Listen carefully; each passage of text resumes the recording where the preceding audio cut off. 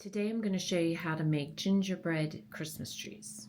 So Christmas trees are all the rage these days, and this year they seem to be showing a lot of gingerbread, so I thought it would be nice to show how to make some gingerbread trees very inexpensively for your holiday decorating.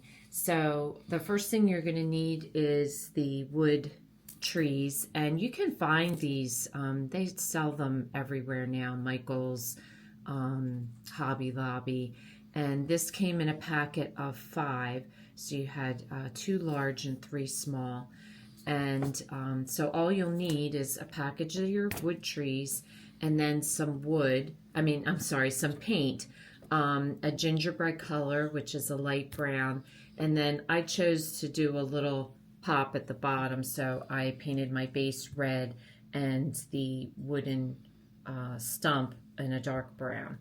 And then this is a Sharpie white marker, which you can also get at the craft store.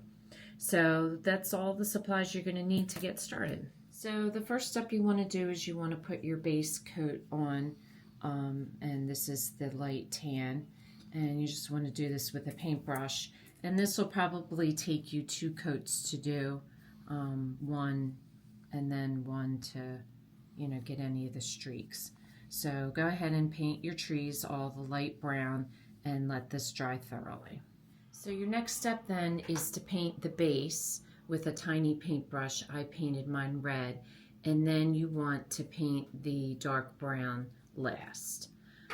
So after that has all dried, then the next step you want to do is take your white Sharpie marker. I've decided to use a Sharpie marker instead of paint. You could use a fine paintbrush if you have a really steady hand, but to do the swirls, I just think it's kind of hard to do with a paintbrush, so I'm using the marker instead.